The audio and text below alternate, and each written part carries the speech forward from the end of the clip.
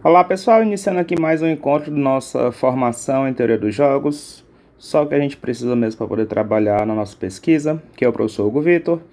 A gente vai falar hoje sobre o modelo matricial para a representação do GMCR. Esse modelo foi proposto por uma pesquisadora, a Haiyan Xu, pesquisadora chinesa, junto com outros dois pesquisadores já veteranos no GMCR, né, onde são dois dos fundadores, né, dois dos criadores da teoria, Keith Hippel e o Mark Hugo. Eles têm um artigo onde eles apresentam a representação matricial de conflitos com dois decisores. Nesse artigo, tanto eles apresentam todo o modelo matricial, né, na sua totalidade, como também apresenta alguns teoremas envolvendo critérios para estabilidade. Aqueles 5 critérios de estabilidade que nós falamos no vídeo passado, apresentam teoremas onde como você vai verificar essas estabilidades usando o modelo matricial, certo? A gente não vai trabalhar todo aquele material, mas quem tiver curiosidade, está aí o nome do artigo, é só dar uma pesquisada. Acho que não é tão difícil de encontrar. Então, o que é que a gente vai fazer? A gente vai tentar representar tanto a lista de movimentos unilaterais, eu vou representar por JI, a lista de melhorias unilaterais vai ser JI+, e as preferências dos decisores, P e mais. Essas três matrizes vão ser representadas, certo? Essas três informações representadas por meio de matrizes contendo zeros e uns, contendo apenas zeros e uns. A nossa matriz vai ser formada por elementos que vai ter apenas zeros e uns. Tudo bem? Vamos lá, vou apresentar agora para vocês.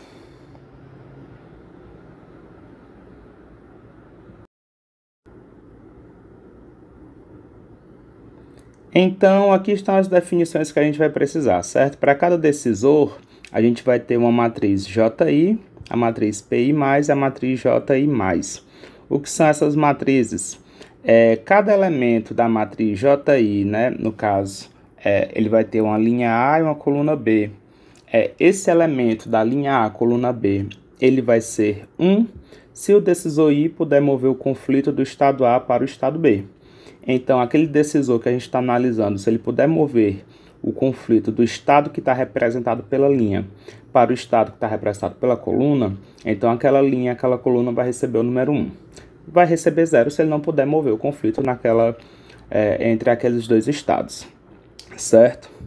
A matriz de preferência, certo? Aqui é uma matriz de preferência estrita para o decisor I dos estados A e B, vai receber 1 se o estado B for preferível ao estado A para o decisor I. Então, a ideia é que você vai analisar a linha, esse A está representando o elemento da linha, enquanto o B está representando o elemento da coluna.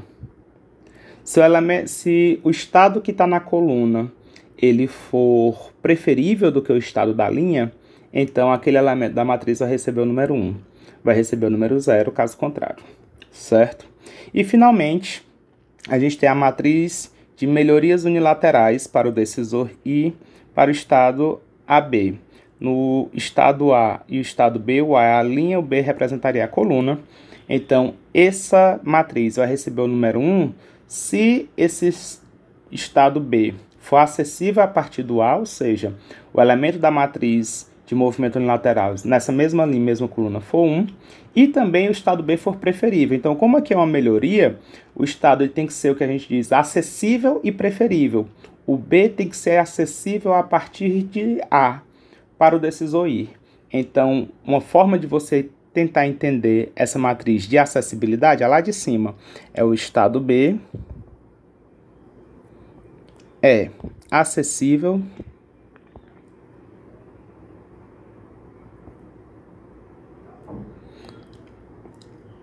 a partir do estado A para o decisor I, que é o decisor que a gente vai estar analisando. Cada decisor vai ter a sua matriz, tanto de acessibilidade quanto a matriz de preferência, como a matriz de melhorias, certo? Então, para receber lá na matriz de melhorias, tanto o estado B tem que ser acessível a partir do A, como ele tem que ser preferível. Se não for, né, se não tiver alguma dessas duas condições, vai receber o valor 0. Tudo bem? Vamos ver no exemplo lá do dilema do prisioneiro. Já que a gente já tem todo aquele modelo, vamos tentar escrever as matrizes, tanto de acessibilidade, né, as matrizes de movimento unilateral, como a matriz de preferência, como a matriz de melhorias dos decisores. No caso, eu vou fazer o do Cebolão e vocês fazem o do Pimentinha, como a gente fez no outro vídeo, certo?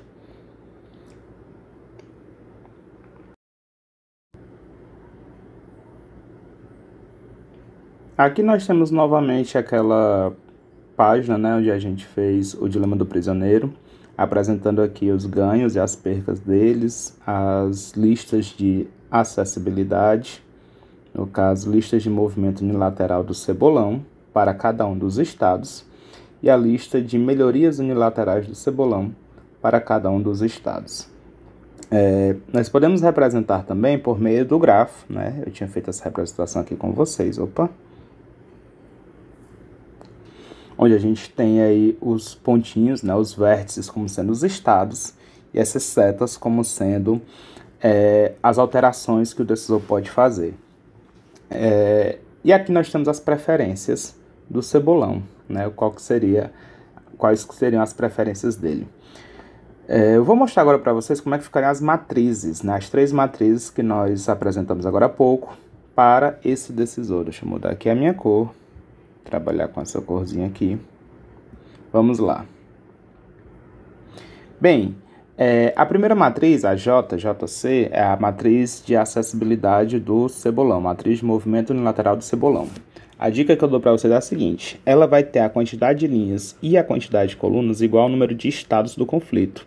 Então, você vai ter aqui o S1, S2, S3, S4, linhas, e a coluna S1, coluna do S2, coluna do S3 e a coluna do S4. Então, o que é que significa?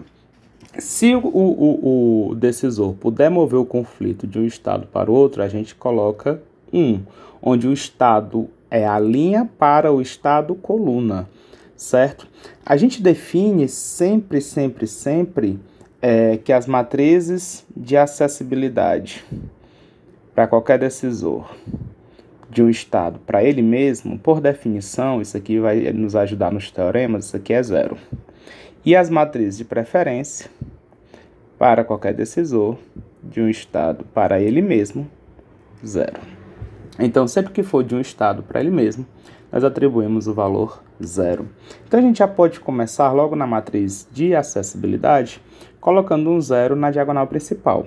Porque a diagonal principal são os elementos 1, 1, no caso S1, S1, 2, 2, 3, 3, 4, 4. Eu vou botar aqui na cor azul, deixar esse pretinho só para as linhas e para as colunas. 0, 0, 0 e 0. Pronto, a gente não vai considerar o movimento de um estado para ele mesmo, certo? Isso aqui a gente vai sempre atribuir o valor 0. Agora vamos analisar linha por linha. O decisor Cebolão, ele pode mover o conflito do estado 1 para quais estados? Eu vou voltar aqui mais uma vez. Do estado 1, ele só pode mover para o estado 3. Aí observe aqui no grafo, né? Do estado 1, ele pode mover o conflito para o estado 3. Apenas ele, o 2 e o 4 ele não pode mover. Então, na linha do estado 1, a coluna do estado 3 vai receber o número 1. Esse 1 significa que o Cebolão pode mover o conflito do estado S1 para o estado S3.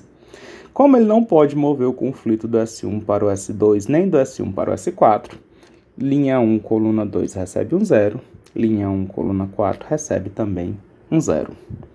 Entendido isso aqui? Mais uma vez, vamos fazer agora para o estado S2.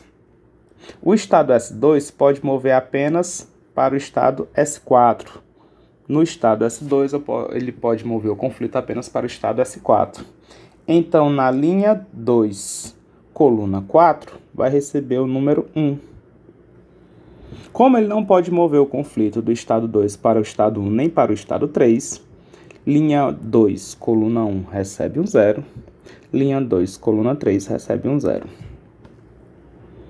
Para o estado 3, nós vimos agora há pouco que ele pode mover o conflito para o estado 1, Então, linha 3, que é referente ao estado 3, vai receber o número 1 apenas na coluna 1.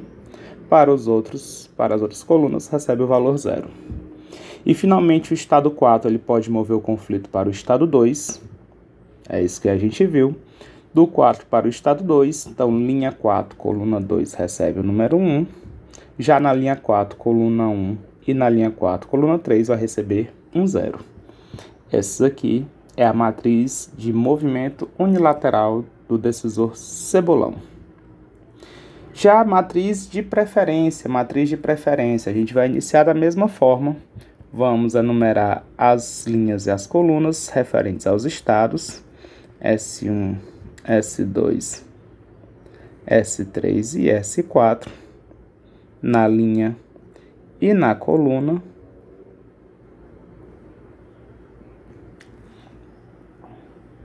Dessa forma, a gente vai preencher novamente a diagonal principal com valores 0. Nenhum estado é mais preferível que ele mesmo. A gente vai fazer essa situação, já para iniciar logo a nossa matriz. Eu vou voltar lá para aquela parte e verificar qual é o estado menos preferível de todos. Eu vou voltar. Aqui nas preferências do cebolão, eu observo que o estado menos preferível é o estado S3. Eu vou começar por ele, eu prefiro começar por esse cara. Você pode começar por quem você quiser, eu vou começar por esse em particular.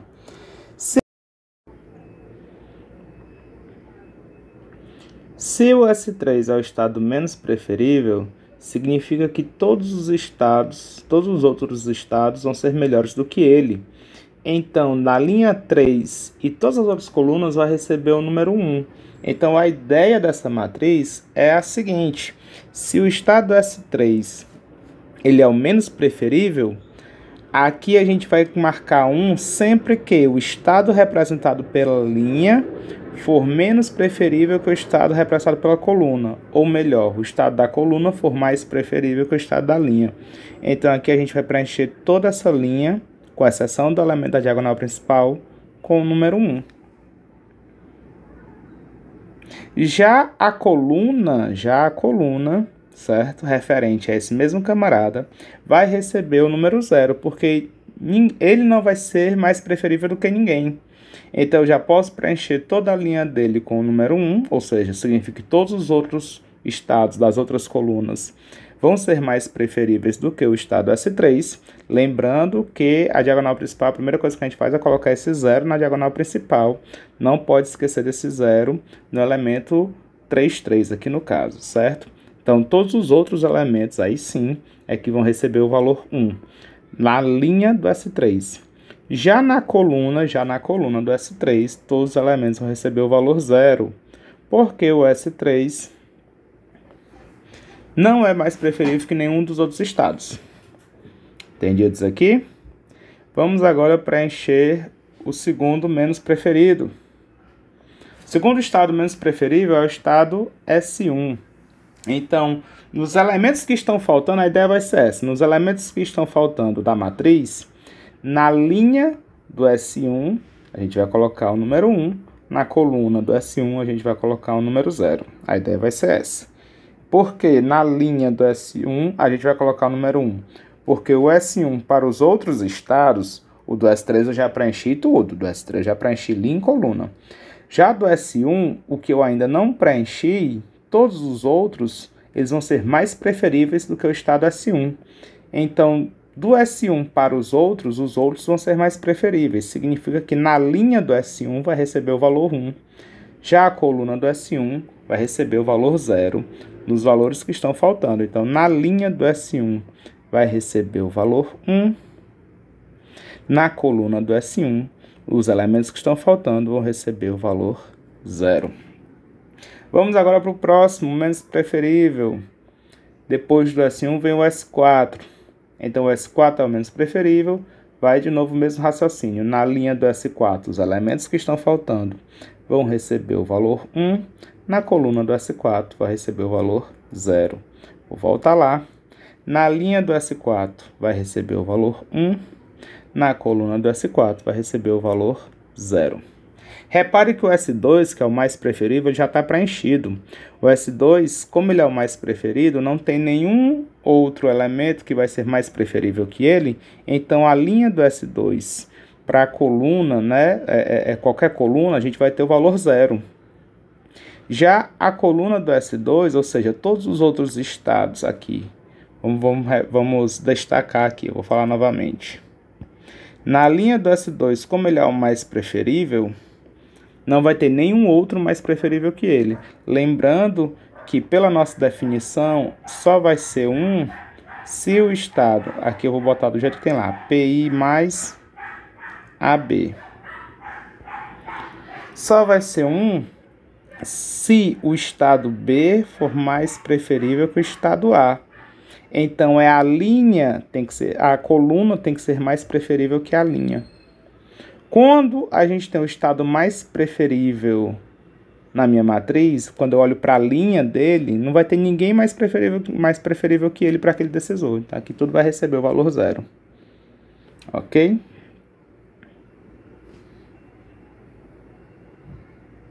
Finalmente, para preencher a matriz de melhorias unilaterais, aquela que está faltando, eu só vou colocar 1 quando tiver 1 nas duas matrizes.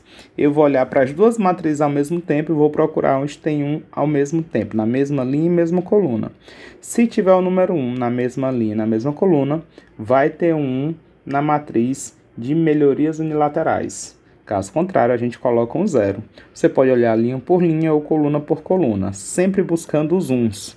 Então, bem aqui nós temos um que está na mesma posição, tem que estar na mesma linha e na mesma coluna. Se está na mesma linha e mesma coluna, ele vai estar lá na matriz de melhorias. Também nós temos bem aqui embaixo, ó, linha 4, coluna 2. Na linha 4, coluna 2, nós também vamos ter o número 1 nas duas matrizes.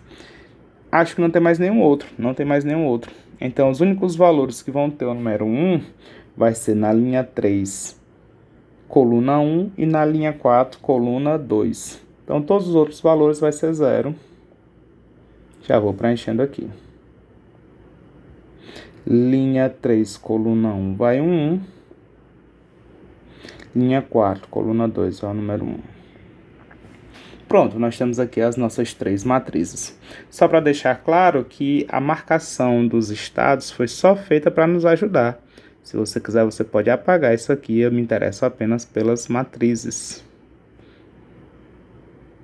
Isso aqui não entra no nosso resultado final. Tudo bem? Espero que vocês tenham entendido. Qualquer dúvida, vocês podem me perguntar lá no nosso encontro, ok? Só para preencher aqui.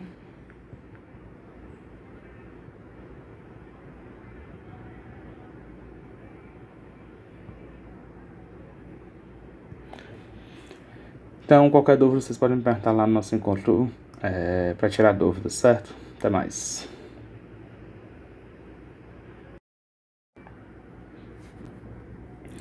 Voltei aqui para fazer uma observação.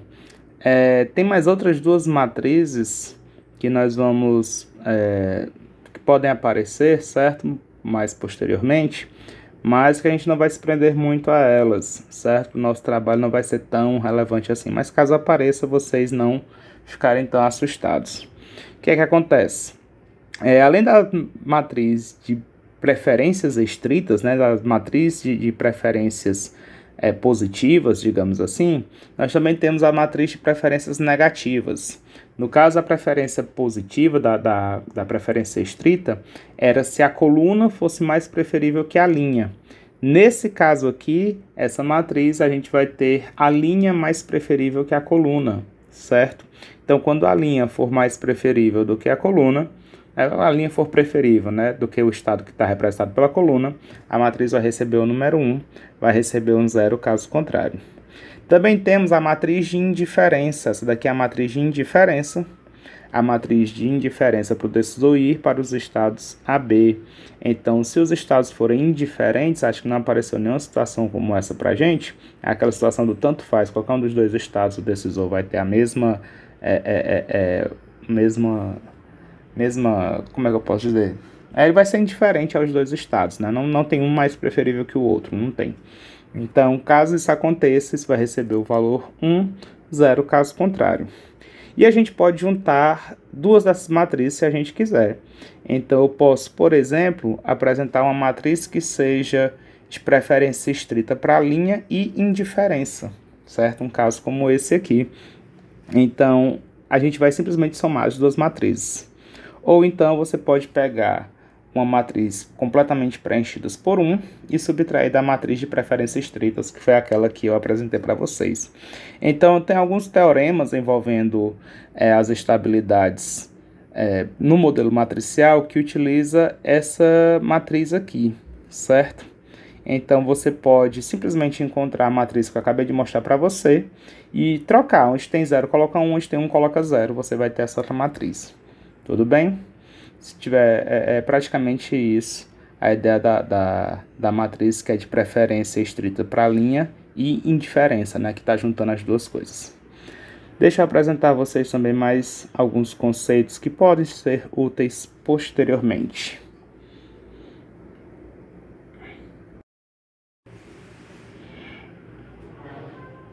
Vamos começar agora a abordagem lógica para o GMCR, certo? A gente vai precisar um pouquinho disso também.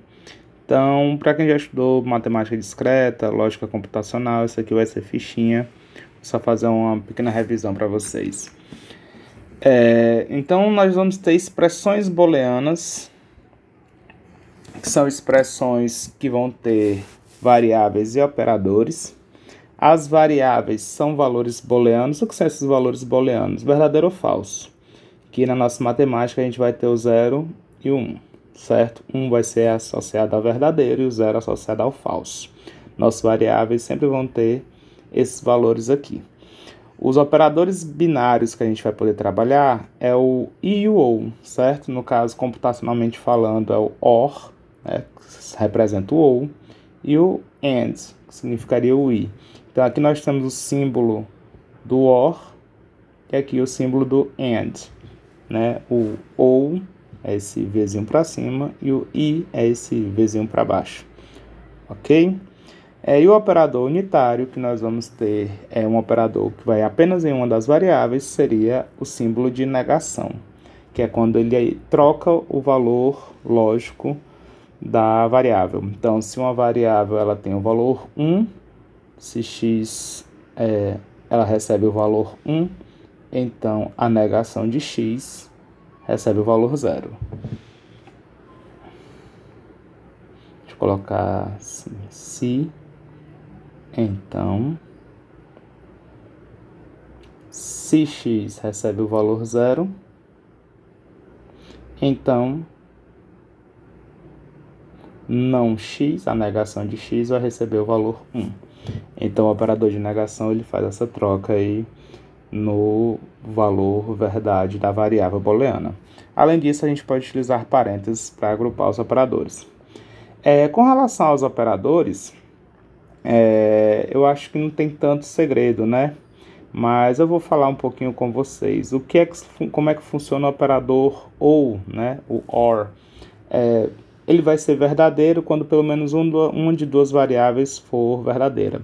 Como aqui vocês estão vendo, esses operadores binários, ou seja, vai envolver duas variáveis para utilizar esses operadores. Então, se eu tenho duas variáveis x or y, isso aqui vai ser se ou x, se x for igual a 1, ou y for igual a 1. Então, para isso aqui ser igual a 0, os dois têm que ser igual a 0. Tendo pelo menos um deles 1, o ou vai assumir o valor 1. Ok? Deixa eu adicionar essa outra página, vamos fazer um pouquinho mais organizado. Aqui está meio só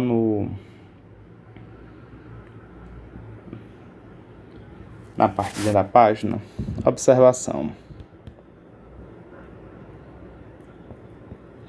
Então, para o operador OR, x OR y é igual a 1 se e somente se x é igual a 1 ou y é igual a 1. Lembrando que não é um ou exclusivo, né? Pode ser os dois um ao mesmo tempo. Qualquer um deles sendo 1 já vai fazer com que o operador dê igual a 1.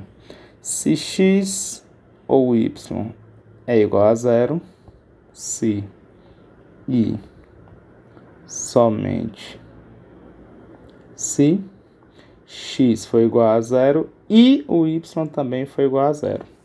Então nós temos quatro situações possíveis quando a gente trabalha com esse operador envolvendo duas variáveis. Ambas serem 0, ambas sendo 1, ou as situações que um é 0 e a outra vai ser 1, certo? Então só tem uma única situação em que esse operador vai dar 0, que essa situação é exatamente quando ambas forem 0. Essa situação aqui. As duas têm que ser 0 para esse operador dar 0. Caso contrário, esse valor vai dar 1, ok? Esse aqui é o nosso OR. E o AND?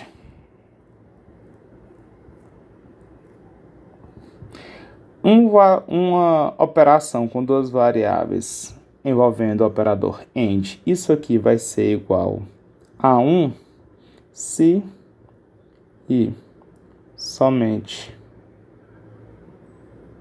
se ambas forem 1. X é igual a 1 e o y foi igual a 1.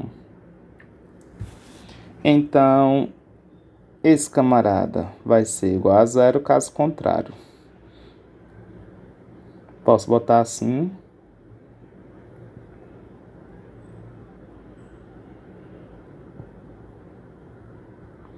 Ou seja, x igual a 0 ou y igual a 0. Basta um deles ser 0 para no operador AND a nossa expressão ter o valor 0. Lembrando aqui que a operação binária ela tem um valor lógico, certo? Uma expressão booleana ela tem um operador lógico. A operação binária não, desculpa. Uma expressão booleana ela tem um valor lógico. Então, o valor lógico de uma expressão que tem uma operação com ou entre duas variáveis, ela vai ser 0 se somente se ambas forem 0. Caso contrário, vai receber o valor 1. Você pode pensar assim. E com o operador AND, né, o I, quando eu fizer a conta com duas variáveis booleanas operacionando com o AND, isso vai dar 1 se somente se ambas forem 1. Tem que ser ambas 1. Caso contrário, recebe o valor 0. Então, só para deixar claro aqui, toda a expressão booleana toda, ela assume um único valor lógico. Então, você tem os valores lógicos das variáveis individualmente e tem o valor lógico da expressão, ok? Lembrar isso. Vamos ver um exemplo aqui, como eu pego uma expressão toda montada, tanto com operadores, como com mais variáveis, mais do que duas variáveis, e também com parênteses. Botei um exemplo aqui pra gente. Deixa eu só preparar ele aqui.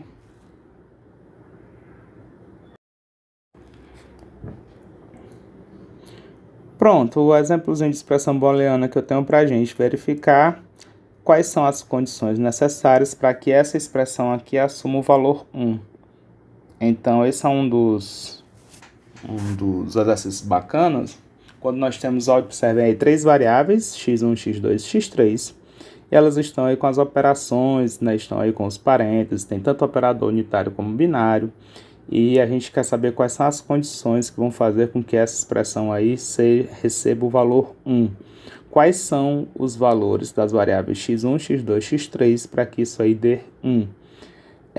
Como a gente tem uma expressão toda o conectivo maior, o AND, né, o I, esse I ele só vai ser 1 se ambas forem 1.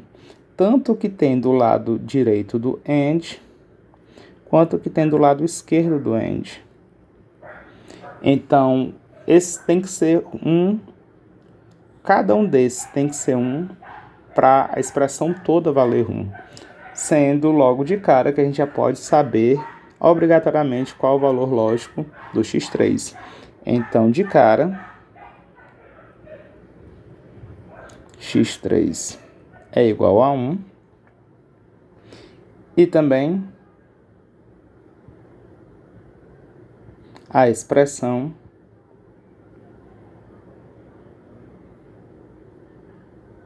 tudo que está do lado esquerdo do operador AND seria o não x1 ou x2, também tem que ser igual a 1. Quais são as condições para que isso aqui seja igual a 1? Como tem o operador de negação na frente, isso aí tudo vai ser 1 se o que tiver dentro do parênteses for 0. Porque quando eu usar a negação ela inverte o valor lógico. Então, a gente vai ter aqui que isso aqui implica, ou seja, o que tem dentro do parênteses, que seria x1 ou x2, isso aqui tem que ser igual a 0. Isso aqui sendo 0, que é exatamente o que está aqui dentro do parênteses, quando eu aplicar o operador lógico de negação, né, ele vai trocar o valor lógico, vai virar 1. Então, a negação, ela faz isso. Se ela está na frente de algo que vale 1, ela vai trocar e vai ter um 0. Se a negação tiver algo na frente que está um 0, ela vai trocar e vai virar 1. Se eu quero que tudo isso seja um 1, o que tem dentro do parênteses, que é o que está na frente da negação, eu tenho que trocar, isso aí precisa ser um 0, para que na hora que eu aplique a negação, dê um 1. Ok? Um pouquinho de lógica lá da matemática discreta aí para vocês. Bem, para o operador de ou, né, o ou, ele tenha valor 0 nessa expressão, x1 ou x2 dando 0, isso aqui vai acontecer quando, para que seja 0, ambos têm que ser 0. Se tiver pelo menos um deles valendo 1, usando o operador lógico de ou, aí isso aí tudo daria 1. Então, para que isso seja 0, os dois têm que ser 0 ao mesmo tempo. Então, isso aqui significa, e ainda, x1 igual a 0 e o x2 igual a 0. Foi exatamente a definição que nós vimos agora há pouco. Deixa eu voltar aqui um pouquinho. Aqui, ó. Para que no ou a gente tenha um valor dando 0, né? Uma operação com duas variáveis dando 0. Uma delas tem que ser 0 e a outra também tem que ser 0. Então, a minha resposta aqui, a solução única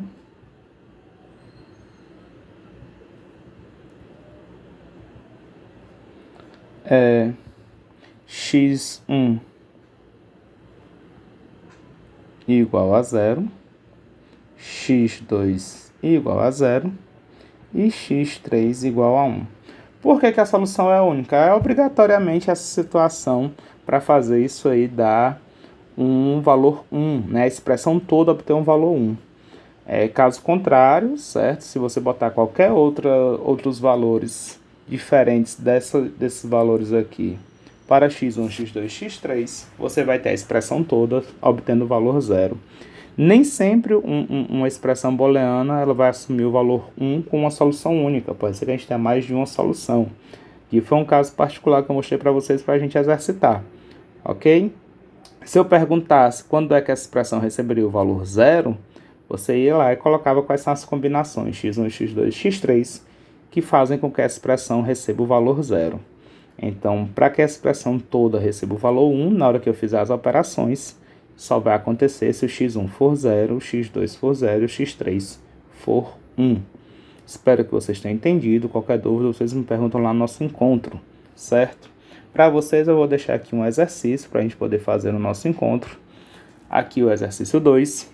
Verifique sobre quais condições a expressão abaixo assume o valor 0, ou seja, quando é que a expressão é falsa. Eu não vou ficar utilizando sempre essa palavrinha verdadeiro e falso, certo? Eu não vou querer ficar em cima disso. Eu vou ficar sempre nos valores 0 e 1, porque isso vai ter muito a ver com o que nós vimos lá no modelo matricial, certo? O 0 e o 1 como sendo valores de acessibilidade e preferência. Eles vão se aplicar nos nossos problemas mais à frente. Então, a gente vai utilizar esses operadores lógicos para poder trabalhar com isso. Façam esse exercício, vejam quais são as condições. Pode ser que não seja uma apenas, pode ser que seja mais de uma. Aí eu deixo para vocês. Qualquer dúvida, a gente resolve lá no nosso encontro do Meet, ok?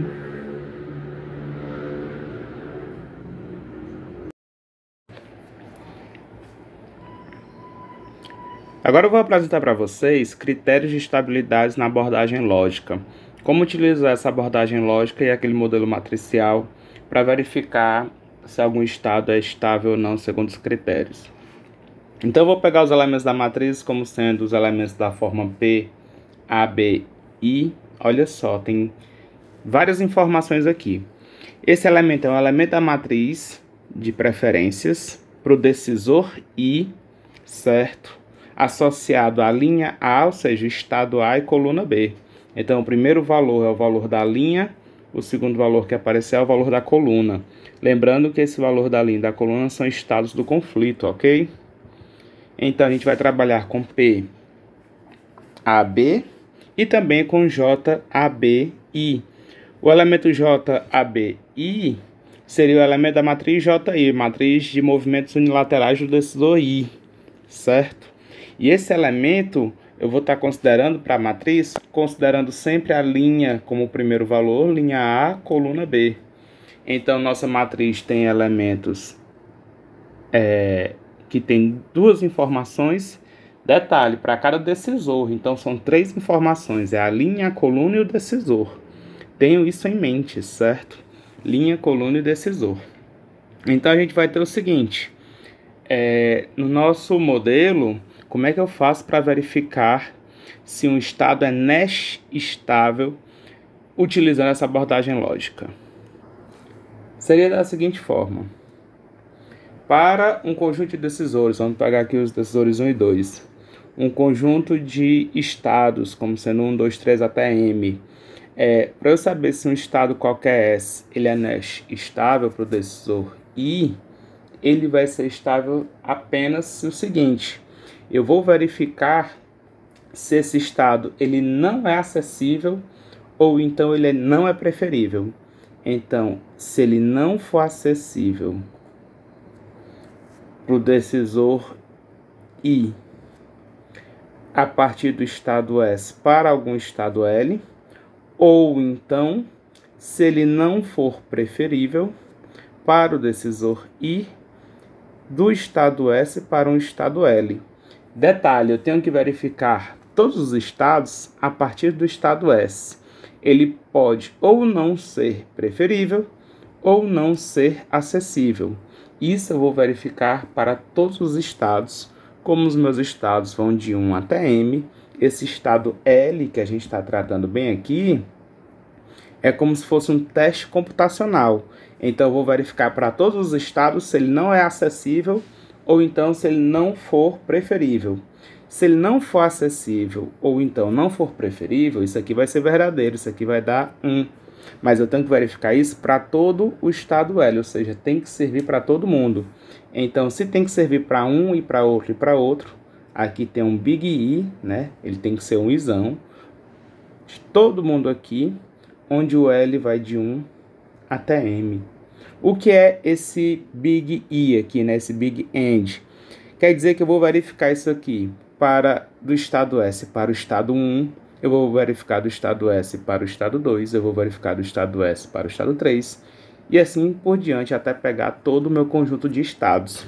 Eu vou verificar computacionalmente se do estado S para o estado 1 ele é acessível, ele não é acessível, então não é preferível. Se uma das duas condições for satisfeita, ou seja, não for acessível ou então não for preferível, olha só a interpretação disso. Aqui é não acessível. Detalhe, não é acessível do decisor I a partir do estado S até um estado L. Ou então, não é preferível.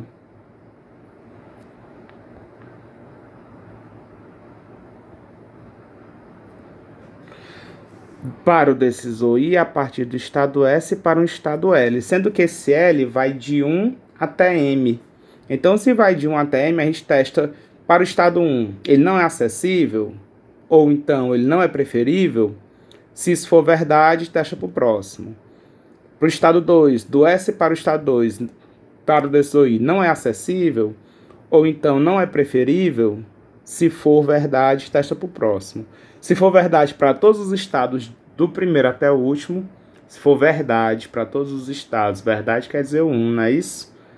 Se for verdade para todos os estados, do 1 até o último, que esses estados não são acessíveis para esse DSO a partir do estado S, ou então não são preferíveis, então esse estado ele é Nash estável, ok? Essa é a condição lógica para saber se um estado é ou não Nash estável para um desses OI, usando a abordagem lógica. Vamos ver os outros critérios de estabilidade agora. Deixa eu apagar aqui os coloridos. Eu apago depois. Vamos lá para os próximos.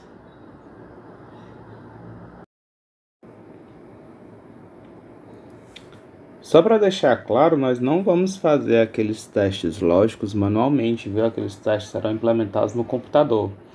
Mas para que a gente possa usar ele no computador corretamente, a gente tem que entender o que é que ele está fazendo, né? O teste lógico. Então, o que é que eu vou fazer? Eu vou fazer um aqui, uma verificação lógica, utilizando essa estabilidade Nash, que é, a princípio, a mais simples, para que vocês vejam o que o computador tem que fazer, certo? Vamos verificar se para o decidor cebolão, tá aqui as matrizes que nós fizemos do decidor cebolão, se o estado 2 é um estado Nash estável. Então, para o estado 2, eu tenho que achar quem vai ser os elementos J para o cebolão 2, 1, o elemento J 2, 2, também para o cebolão, o elemento J, ficou feioso, J 2, 3 para o cebolão e o J 2, 4 para o cebolão. Também precisamos saber quem vão ser os elementos P 2, 1 para o cebolão, quem vão ser os elementos P 2, 2 para o cebolão, quem vão ser os elementos P 2, 3 para o cebolão e o elemento P 2, 4 também para o cebolão. Os elementos 2, 1, 2, 2, 2, 3, 2, 4 são os elementos da linha 2 dessa matriz. Então aqui nós vamos ter 0, 0, 0 e 1. E os elementos P, 2, 1, 2, 2, 2, 3, 2, 4 são a segunda linha da matriz P. Então aqui vai ser 0, 0, 0, 0. O que é que aquela fórmula está fazendo? Um grande I de L de 1 até 4, ou seja, tem que passar por todos os estados, verificar se esses estados não são acessíveis para o cebolão a partir do 2, ou então não são preferíveis para o cebolão a partir do estado 2. Ou seja, o L, né, o meu indexador, tem que passar de 1 até 4. Então, é 2L, não pode ser acessível do 2 para o L e não pode ser preferível do 2 para o L, com o L indo de 1 até 4. Também vai falar assim. Isso aqui significa o seguinte, olha só. Aquele Big I lá fora, aquele Big End, significa que eu vou fazer tanto para o L igual a 1, como para o L igual a 2, como para o L igual a 3, como para o L igual a 4. Ou seja, não ser acessível para o cebolão do 2 para o estado 1, ou então não ser preferível do estado 2 até o estado 1 para o cebolão. E não ser... acho que não vai caber aqui, deixa eu botar aqui embaixo. Vai precisar de um pouquinho de espaço. Pronto, aqui vai dar certo. Só diminuir um pouquinho, caso a gente precise de mais espaço. E não ser acessível do 2 para o estado 2 para o cebolão, ou não ser preferível do 2 para o 2 para o cebolão. E não ser acessível do 2 para o 3 para o cebolão, ou não ser preferível do estado 2 para o estado 3 para o cebolão. E também não ser acessível para o cebolão do estado 2 para o 4, ou não ser preferível do estado 2 para o estado 4 para o cebolão.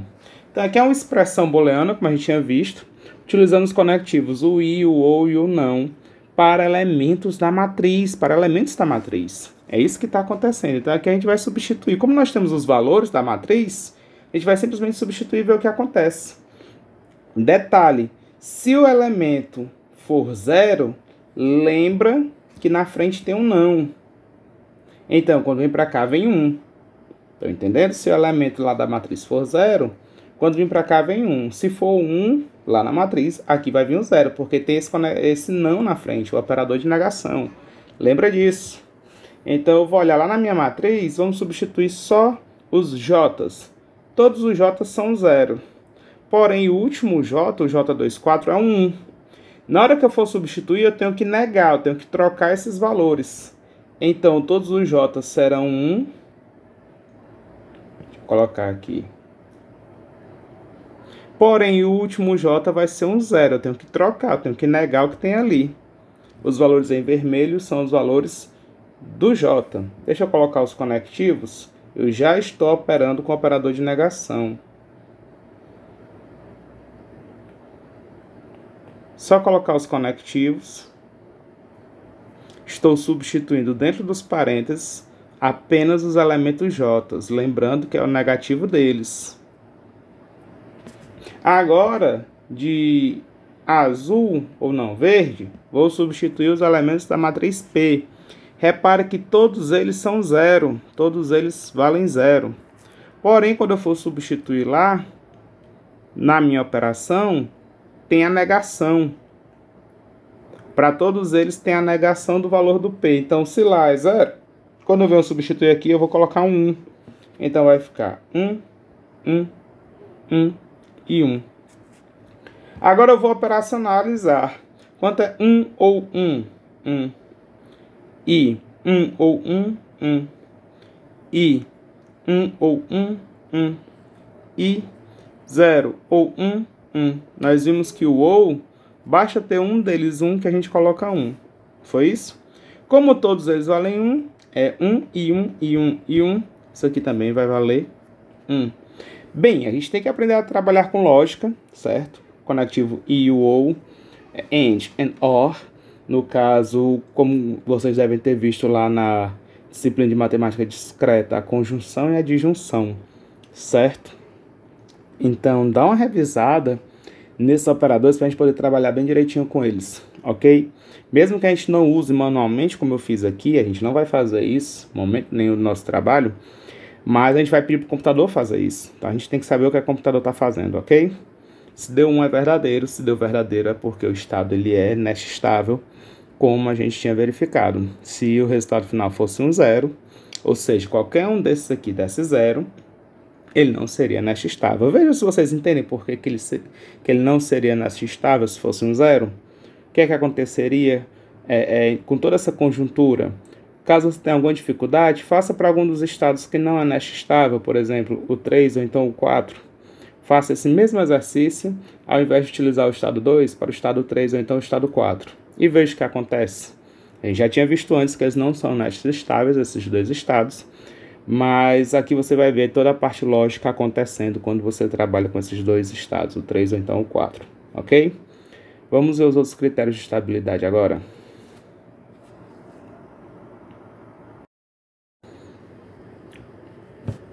Teorema 2 ele vai mostrar quais são as condições lógicas para o estado S ser GMR estável para o decisor I. Então, o teorema 2 diz que o estado S é GMR estável para o decisor I se somente se, olha só, as condições iniciais são as mesmas do outro teorema, do teorema 1. Então, para todos os estados L de 1 até o último, no caso o último a gente está chamando de M, o estado ele não pode ser acessível, no caso o estado S para o L, ou então não pode ser preferível para o decisor I, do estado S para o estado L. Então isso tem que servir para todos os estados. Então é um e outro e outro e outro. Além disso, no caso, ou não é acessível, ou não é preferível, mas ele pode ser acessível e preferível para o decisor I, mas pode, a partir desse estado L, ser acessível pelo outro decisor, mas não ser preferível para o decisor I. Então, a partir do L, ele pode ser um estado acessível para o outro decisor, vou chamar de N menos I, ou seja, o conjunto de estados menos o conjunto de decisores, menos o decisor que a gente está olhando, do estado L para outro estado que a gente vai chamar de K. Ele é acessível, Porém, ou seja, I, ele não é preferível para o nosso decisor focal, que é o decisor I, de L para K. Sendo que isso tem que servir para todos os estados. Então é um grande ou, né? É ou de K igual a 1 até M. Essa é a condição a mais que a gente vai ter. Então, recapitulando, para todos os estados, eles não podem ser acessíveis a partir de L, ou não podem ser preferíveis a partir de L, isso para o decisor que a gente está analisando, o I, ou então ele pode não ser, ele pode ser até acessível para o outro decisor, né? O L pode ser a partir do L, você pode ter um outro estado que é acessível para o outro decisor, mas não é preferível para o decisor focal, ou seja, ele não pode ser retaliado. Essa parte do parênteses fala da retaliação. É a partir de L, analisando a partir do estado L, os outros estados depois dele, que são acessíveis para o decisor oponente, ele não pode ser preferível para o nosso decisor focal. Nessas condições, a gente vai ter um estado estável. Ok?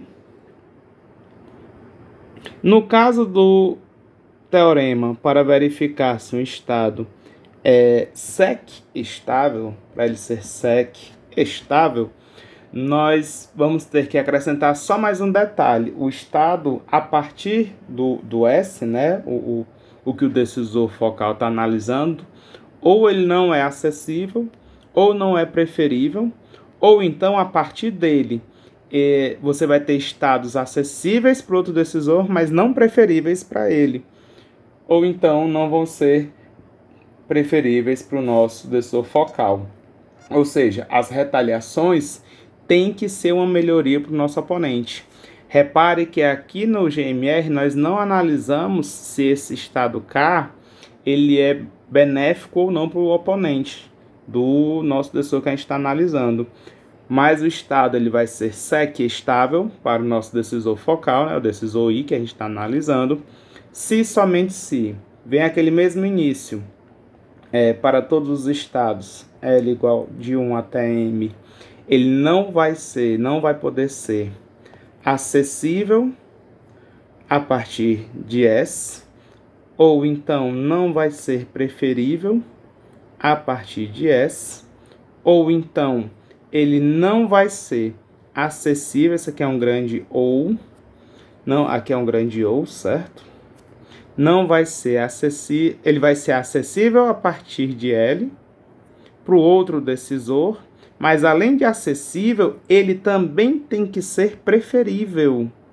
Tem que ser preferível para o nosso oponente. Mas ele não pode ser preferível para o decisor focal. Preferível é o P.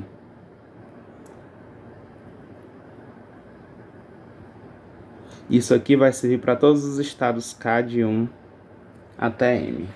Então, o estado S ele vai ser sec, né, sequencialmente estável, para o decisor I, se somente se a partir do S, né, esse estado S, se a partir do S ele não tiver estados acessíveis, ou então não forem preferíveis, ou então esses estados que são acessíveis e preferíveis, né, eles vão ser, a partir dele, acessíveis para outro decisor, vai ter um outro estado que vai ser acessível, que vai ser preferível, tudo isso para o outro decisor, porém não vai ser preferível para o nosso decisor focal.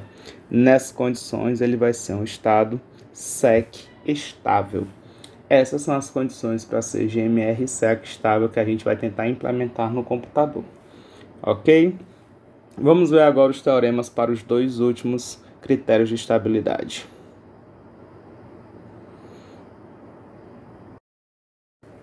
Agora nós vamos ter que analisar a terceira jogada, ou seja, no primeiro momento, a partir do estado que eu estou analisando, se ele é estável ou não, a gente analisa o decisor focal. No segundo momento, a gente analisa a resposta pelo oponente, a partir desse estado que a gente vai poder levar ao conflito. E em seguida, a gente vai analisar agora a terceira etapa, que seria a nossa resposta, da resposta do decisor focal ao ao contra-ataque do inimigo, a resposta do oponente. A ideia seria essa, é ver a terceira etapa. Então, o início ele vai permanecer o mesmo, certo? Que seria para todos os estados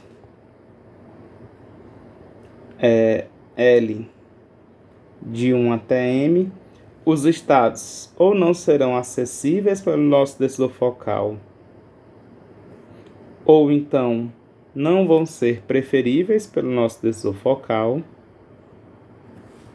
ou então, aí vem a retaliação do nosso oponente, a gente vai ter um grande ou dos estados podendo ser acessíveis ao nosso oponente, né, a partir do L, né, agora já seria a segunda parte, né, do S para o L, do L para um outro K, para o nosso oponente, ou seja, é o conjunto de decisores menos o que eu estou analisando.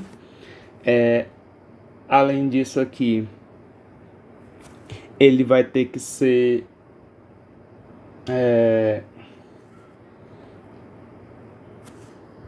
ele não vai poder ser preferível para o nosso decisor focal,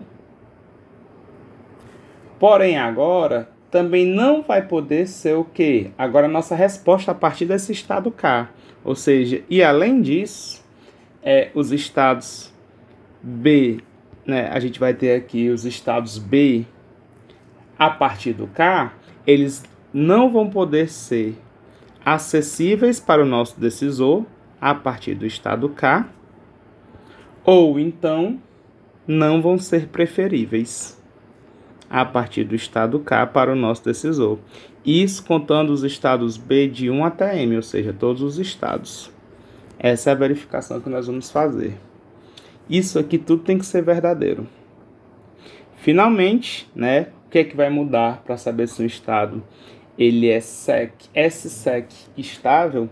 É a mesma condição que nós acrescentamos lá no SEC estável. Nessa parte aqui, deixa eu mudar aqui a cor para ficar mais fácil, onde nós temos a resposta do oponente, o nosso oponente tem que responder por coisas que sejam benéficas a ele, certo? Não podem ser prejudiciais, tem que ser coisas benéficas a ele.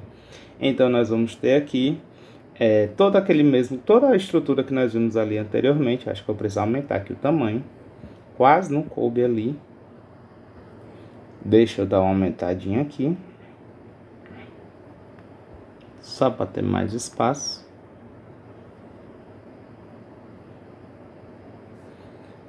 Então vamos lá.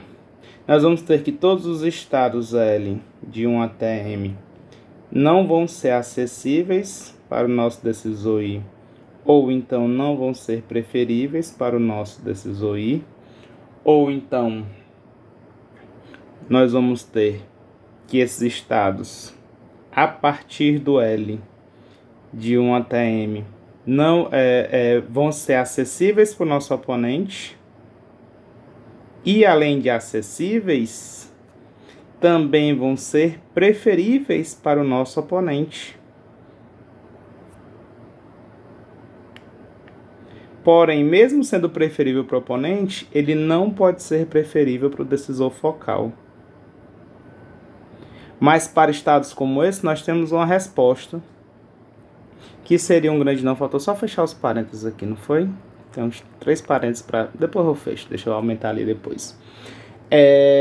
Agora nós temos a nossa resposta, que seriam os estados a partir desses estados que a gente viu não serem acessíveis para o nosso decisor focal, ser de K para B, ou então não serem preferíveis para o nosso decisor focal, e isso com B indo de 1 até M.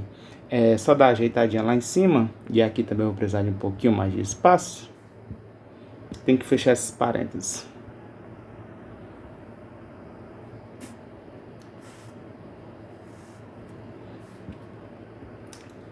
Aqui vão ser 1, 2, 3, 4. 1, 2, 3, 4 parênteses. Aqui também 1, 2, 3, 4. 1, 2, 3, 4 parênteses.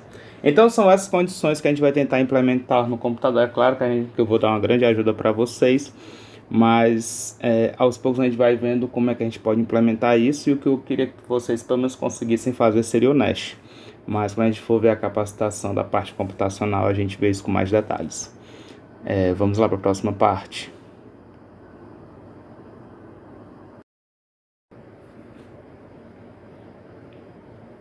Gente, eu vim fazer aqui só uma correção que eu identifiquei depois, que eu coloquei que a cláusula ela tem que ser verdadeira. Isso tem que acontecer para todas as cláusulas. Eu acho que por conta do espaço eu esqueci de botar o igual a 1, né? O fato de ser verdadeira. Então deixa eu acrescentar aqui em todas as cláusulas, né? Cada uma delas, para ele ser estável, tem que ser verdadeira. Então tudo isso aqui tem que ser igual a 1. Isso aqui tem que dar igual a 1. Faltou fechar algum parênteses? Deixa eu verificar logo. Que eu posso ter esquecido. É tanto parênteses. 1, 2, 1, 2, ok. 1, 2, 1, 2, ok. Acho que aqui também está faltando os igual a 1. Pronto. Então é só uma correçãozinha. Que aqui eu só mostrei a cláusula. Mas para ele ser estável, essa cláusula tem que ser verdadeira. Ou seja, ser verdadeira seria isso aqui ser igual a 1.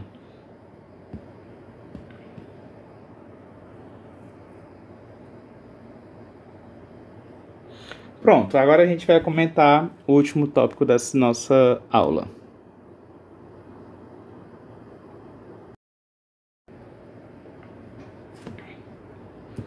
Para finalizar essa videoaula, eu vou já finalizar introduzindo o próximo tópico, que seria o GMCR inverso.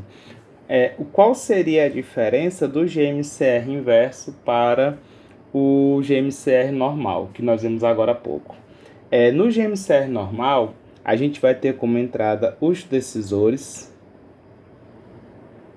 ou seja, eu preciso saber quem são meus decisores, eu vou precisar dos estados do conflito e eu vou precisar das preferências. A partir daqui, a gente faz uma análise de estabilidade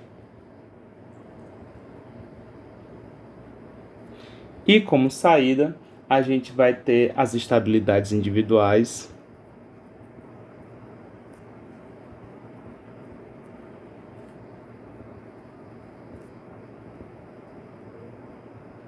e os equilíbrios.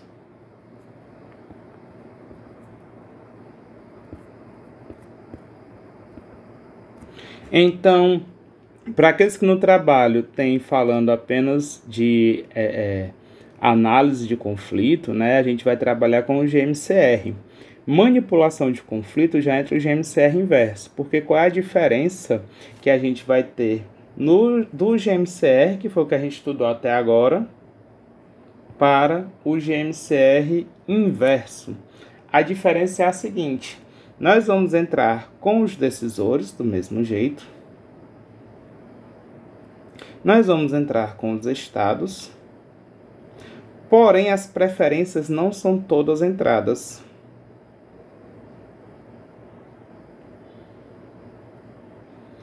As preferências são duvidosas. Na verdade, no GMCR inverso, a gente não entra com as preferências. A gente entra mesmo com o critério de estabilidade, com o estado de interesse para ele ser estável. Então, estado de interesse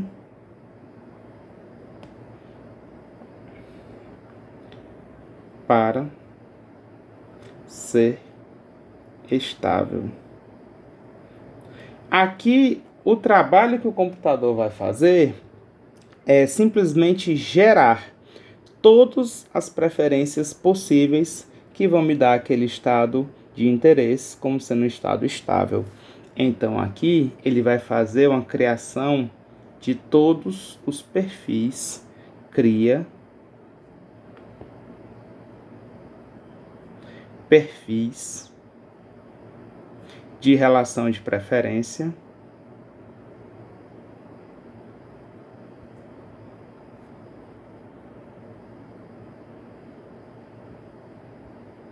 sendo que esses perfis de relação de preferência são para tornar o estado de interesse estável, segundo o critério que a gente quer.